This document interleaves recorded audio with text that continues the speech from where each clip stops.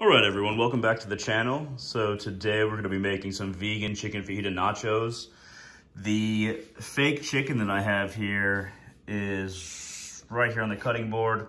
It is by Daring Plant Chicken Tenders. Now this is a substitute I haven't tried before.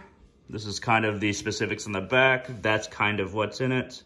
And then that's nutritional value right there on the back. Now, I will be using these onions that have been grilled prior and this green bell pepper that has been grilled prior, this homegrown tomato, these Tostitos Cantina chips, this Texas Soul kind of tacos enchilada spice, as well as cumin, and Daya shredded cheese. And this is also some vegan enchilada red sauce of medium heat that I'll also be using. But let me go ahead and kind of tear this up into fajita-like strips. It's remarkably soft material to work with, to be honest. It's so what I did with this particular material is that I let it out. So it's frozen. I let it sit in the fridge for a little while, probably about an hour and a half. And then since this video was kind of like rushed, I put it in the microwave for just about 30 seconds so that it still had, it has something that kind of a texture I can work with as far as cutting through it. But I'm gonna continue to cut this into strips and we'll go from there.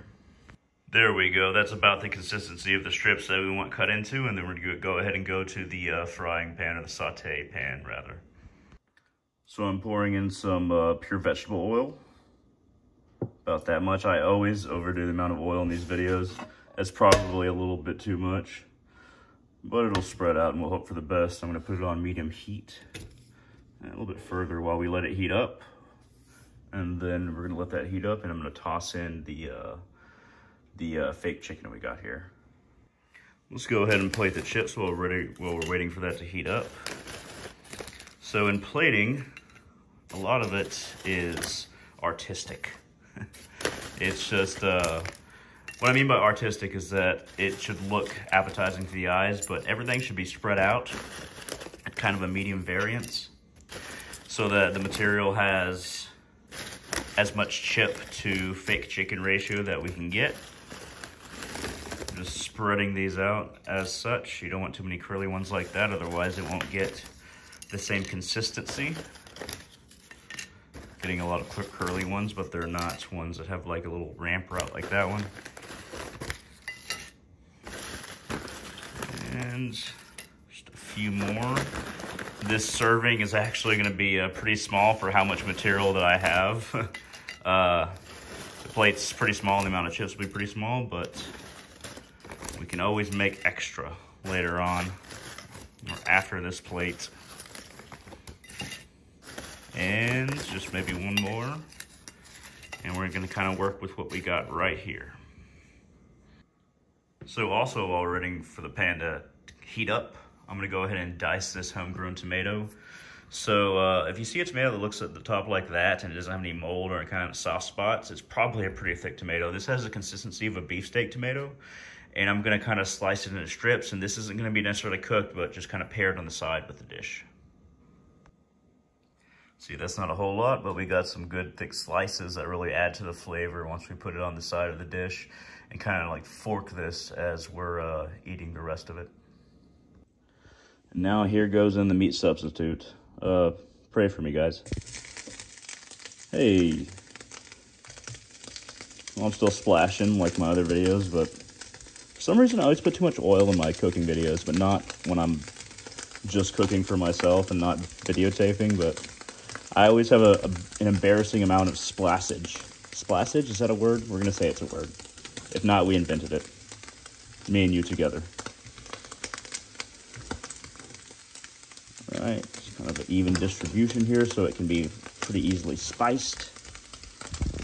And then we're gonna go ahead and grab our spices. So I'm gonna start with this Texas Soul right here. Kind of cakes up a bit. There we go.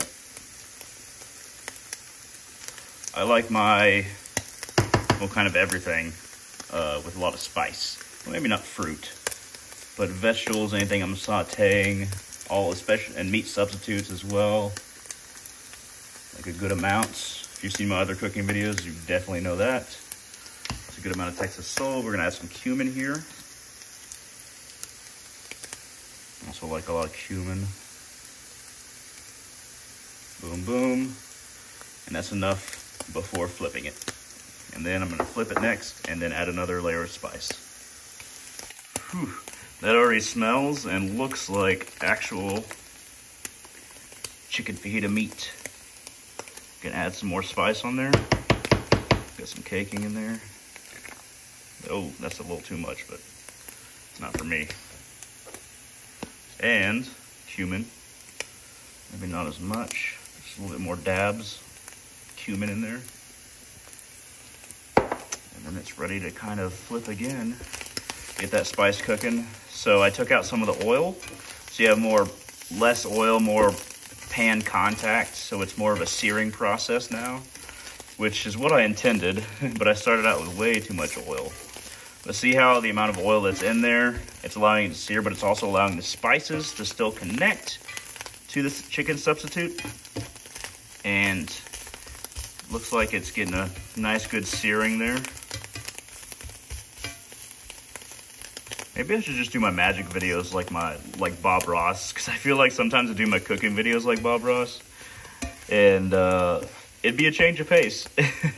Usually a lot of people who do magic videos where it's all like dark or mysterious, but what if it's just like Bob Ross, like, you know, we're gonna put a little bit of blood into this potion, we put a little bit of grave dirt, you know, really bring out the grave energy vibe. That'd be awesome. I should do that. Hit that like button if you want me to do that. Also leave a comment if you want me to do something like that. Also, I don't know why I sounded like Stewie from Family Guy there. Oh, little Bob Ross there. Oh, little Bob Ross. All right, there we go. We're almost done with our searing and our cooking here. It's not as dense as meat, it does not take as long. And we don't want it to dehydrate too much. So we're gonna turn the heat off and move it off the heat source. There we go. We're gonna wait for it to cool down. Okay, now that it's cooled down a tiny bit, but still hot, we're gonna add our Daya cheddar cheese shreds. Kind of add that on top, kind of around. Hear them pop. Yeah, they're popping around. See, Daya cheese, it doesn't melt like real cheese, so it takes longer to melt because, ironically, the cheese substitute is denser, but the meat substitute is not as dense as meat. So the cheese substitute is denser than actual cheese.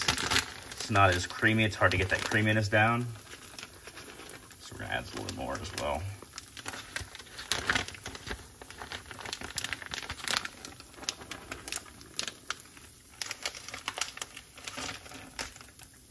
Kind of spread it just a little bit here.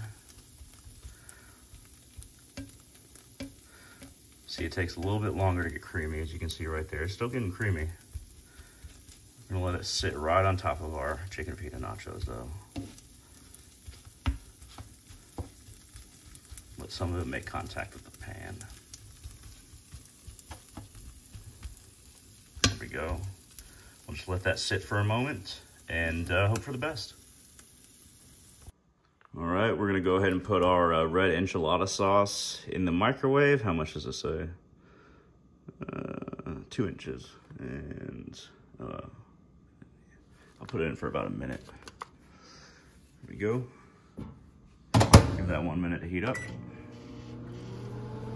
And we're waiting for the other stuff to kind of seam together.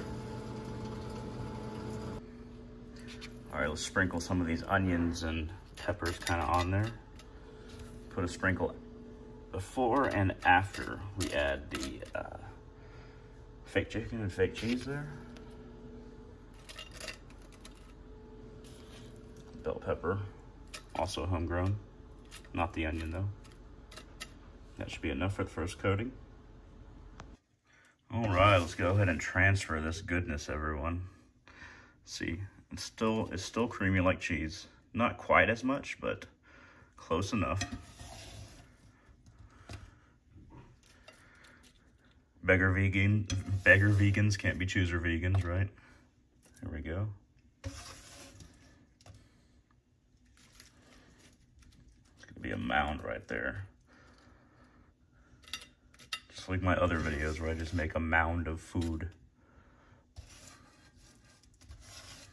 This consistency, the look of this is just remarkable as far as how much it looks like chicken fajitas. Now the sauce is actually, since it's warm, it's actually going to heat everything up and kind of meld all the ingredients. Let's make sure we get everything onto a plate. Still hot. And then we're going to add some more onions. Just on top there. A little bit of bell pepper.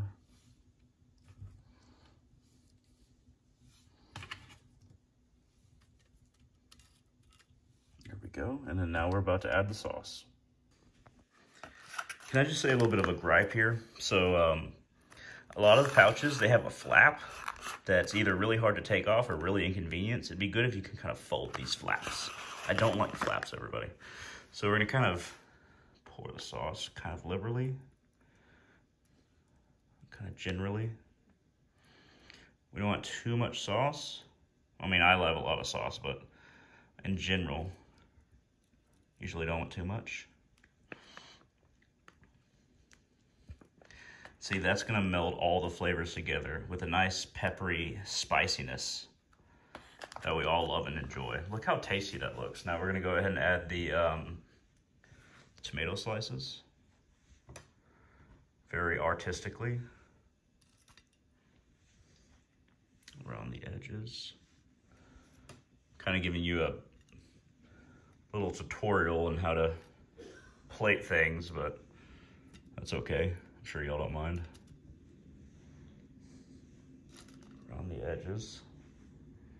And now that we got a good barrier going on, just kind of sprinkle them about. And these add a good good bite to anything, kind of like a biting as far as flavor goes, to anything below it. So that's why we're putting them on last. And they still taste like fresh, homegrown tomato when you put your fork into it. But there we are, everyone. That is what this looks like. We have yet to see what it tastes like, but man, this is making me hungry. Just look how beautiful that turned out. I'll probably add some more sauce as well. This stuff looks amazing. Let's go ahead and try it. All right, everyone, let's go ahead and see how good that this tastes. Let me get a little bit of everything here. I'm using a fork instead of my hands for some reason. A little bit of chip on that fork, because apparently I don't know how to eat. A little bit of tomato. I'm gonna go ahead and try it.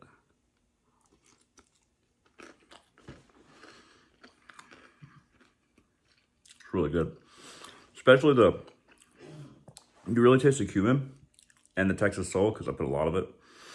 But the sauce is really good. You don't want to overdo it with the sauce, because I didn't put a whole lot, and just a tiny bit is really just enough. It's good. But yeah, the fresh tomato adds a little bit of kind of like citrusy freshness to, you know, kind of like an ending flavor. But this is really good. I'd highly recommend this meat substitute, by the way. It's especially if you sear it, it's kind of got the same texture on the outside, and it's got the same texture when you're biting into it, because I used to love chicken fajita nachos. Anyway, this turned out really good. I hope you all like this video. I'm going to dig in. Thank you very much for watching. Hit that thumbs up down there if you liked it. Feel free to subscribe, leave a comment if you have any questions, and all of you, have a wonderful day.